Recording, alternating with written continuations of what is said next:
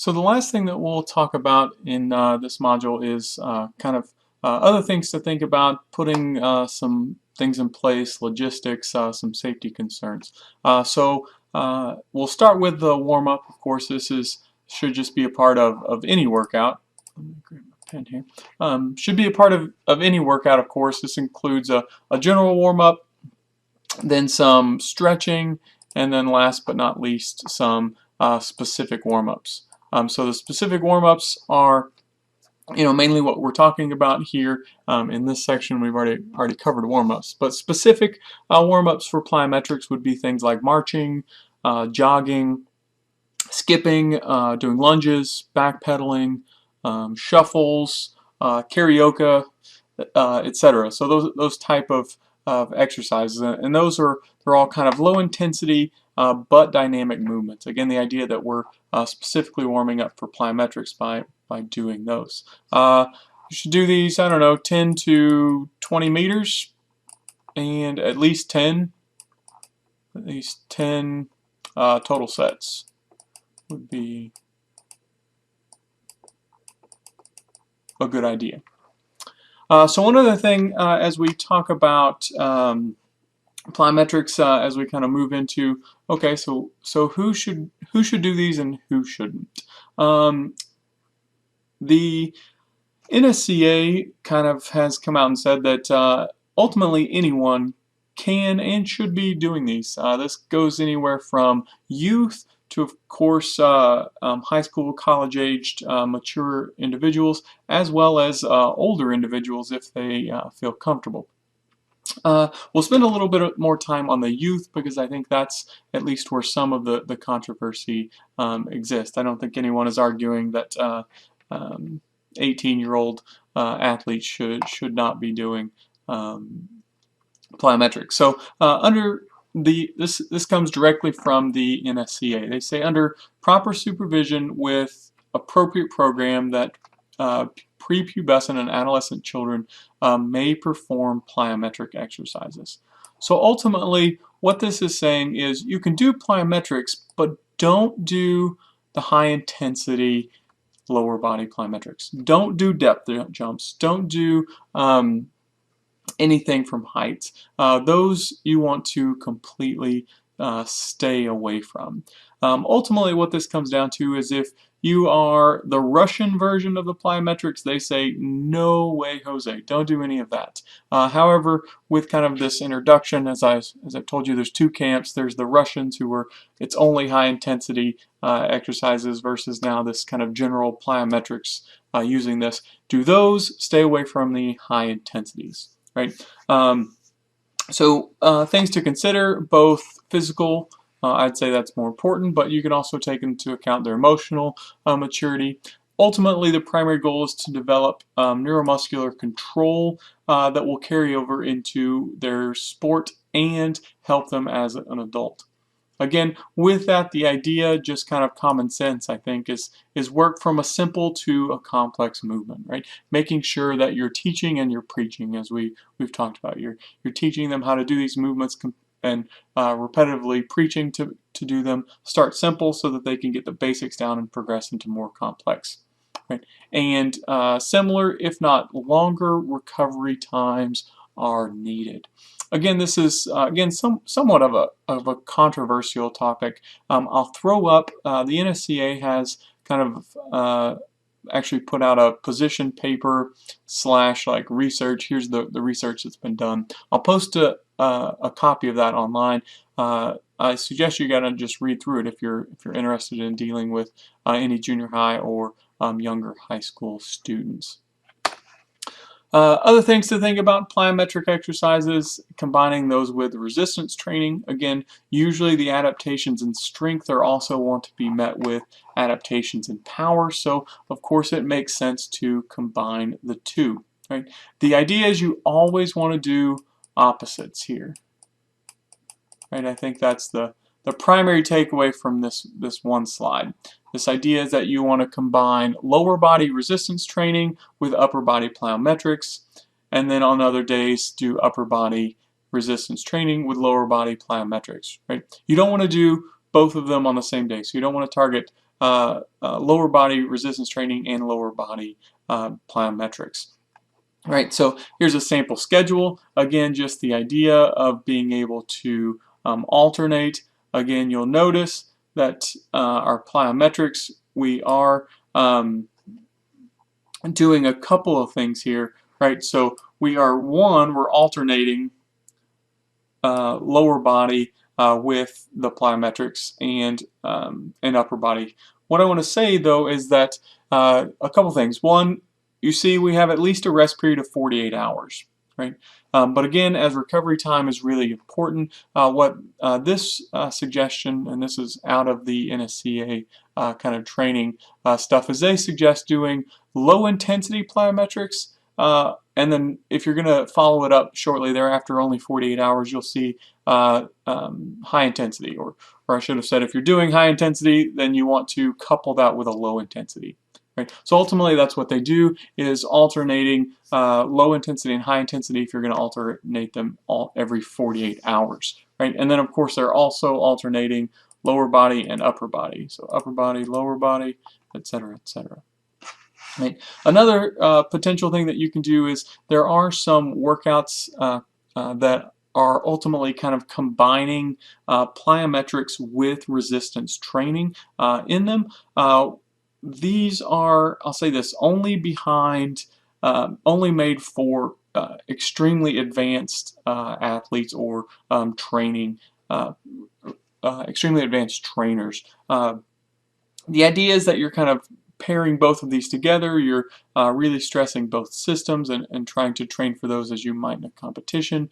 Again, this is something that I'll provide another PDF for. You guys can read through it. It's a very short PDF to just talk about complex training. So read through that, and you can read through the one about adolescence if you're interested. I don't require that one, but do read through the complex training. What about plyometrics combined with aerobic exercises? Aerobic exercise may negatively affect power production. Why is that? Of course, the question, it becomes ultimately because of fatigue. This comes back to the idea of cross-training, and if you should do both resistance and aerobic training that we kind of talked about earlier on in the semester, that ultimately if you do aerobic training before you resistance train, then you're going to be tireder in your resistance training session. You're not going to get the benefits. Exact same example here. If you go out, aerobic train, and then come in, then your power output, your maximum power output is going to be diminished, and you're not going to see those gains. So if you're going to do those, make sure you do plyo before aerobic training. I didn't make its own slide, I just kind of threw this in here. We'll get to agility in the next module, but just agility and speed training kind of go hand in hand with plyometrics, so we'll see that in the future. So of course it makes sense to just mix these plyometrics into agility training. When we start thinking about looking at the athlete and how to get a better understanding when we do our needs analysis, there's a couple other things that we can think about of evaluation of the athlete. One of these is, since plyometrics is dynamic and does require some balance, is to be able to do some balance tests and make sure that they're able to do these. So these are increasing from easy to difficult here, and ultimately the NSCA recommends that the person be able to complete these tests, these balance tests, for 30 seconds, right? I don't understand. I took this straight out of their website, and I don't understand, so I'm going to mark it out. So we have our standing test. Our variations is double leg standing. Well, of course, if they can't stand for 30 seconds standing on two legs, then they definitely shouldn't be doing plyometrics and should be doing some other things. What we're really talking about is, of course, single leg, right? And so for a beginner, they would need to be able to do this. If you're doing exercises that would be considered intermediate, they would need to be able to do a quarter squat. Again, I'm going to ignore double leg. That just seems kind of silly. And then if you are advanced, then you need to be able to hold a half squat in a single leg for 30 seconds. Again, those are just good baselines. Those are what they recommend in order to kind of get it, pre-gauge what your client or athlete is able to do. One thing that used to be a thing, it's no longer a thing, is a strength requirement. It used to be that, since, again, this was mostly high intense exercises, that you needed to lift 1.5, or even a prior recommendation was at least 2.5 times of your body weight in the squat. Ultimately, what this came down to is a lot of athletes would kind of be ruled out from plyometrics from this. And so, especially a lot of younger or immature athletes who could benefit from this. And so this rule of thought has kind of gone by the wayside, and now it's more important. The NSCA just says that consider both the athlete's level. So if they're lower level, then maybe they need to be doing lower intensity, and maybe mainly focusing on technique is now kind of their big idea. So ignoring a set defined strength requirement, instead just saying, if you can teach them and demonstrate and make sure they're doing proper technique, then anyone can do any of them. No strength requirement. Again, thinking of, as we've talked about, the lower advanced people need to start out at low intensities. Right? A couple other things to think about that the NSCA kind of suggests you think about is athletes who are larger, maybe increased risk for injury. They have, in their reading materials and stuff, that this 220 pounds. Of course, that's a little bit different. I mean, it's not uncommon for an NFL football player who's a running back to weigh 220 pounds, and that person is definitely doing plyometrics. I think so. When they think about this, I think what at least my interpretation would be, 220 pounds, with a lot of that being, fat. That this person is overweight, not just muscular. So I'd like to kind of point that out, that when they say 220 pounds, I think they're really talking about being kind of obese and or overweight, and having a large percent of that in fat. So they say don't perform depth jumps from higher than 18 inches. Again, I'll stick with that as their rule of thumb. I'm going to go with athlete specific as well. A couple other things: landing surface. Again, most of these are dynamic, and so you want to have lower body surfaces that are essentially have two characteristics. One, that are non-slip, or that are kind of have a tactile to them. Non-slip is, I guess, the word I'm looking for, so that it's not slick, so that they can comfortably and easily land during the exercises. The other is you want something that has a little bit of give to it. And I mean a little bit. So you don't want really to be landing and jumping on concrete or tile or something. You need something a little bit less. So even just something like a weight mat, a rubber mat, is a good surface. Grass is excellent. You don't necessarily want something that is super, you don't want to stack 10 rubber mats on top of them, on top of each other, and use that, because ultimately then you're kind of using a cushion, and you're losing a lot of that loading that you would be going through in that eccentric phase by absorbing it all, right? So a little bit of absorption, not too much. Again, it doesn't have to be a lot. Just avoid super hard surfaces and super absorbent surfaces, and stick somewhere in the middle. Training area. This is, of course, dependent on the drill. If you're doing something like depth jumps, of course you will need a little bit. If you need bounding drills, you're going to need half a football field or something, right? So just kind of think about that. Bounding drills, at least 30 meters, or some even more. Standing and box jumps, minimal surface area.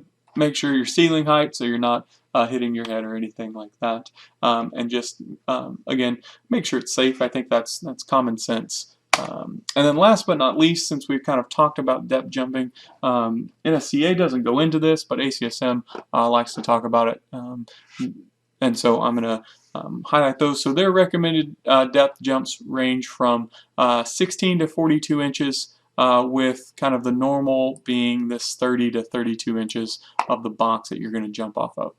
Right? Again, they're going to say athletes who weigh over 220 pounds should be 18 inches or less. So I'll put up a couple sample programs. So these are two sample programs from the ACSM book, and just kind of showing you these are off-season plyometric training programs looking at wrestling and baseball. So we can look at wrestling, which of course this is going to have both leg, upper body, and a little bit of torso, core muscles as well. So they're intermediate programs, again, squat jumps, medicine ball side throws.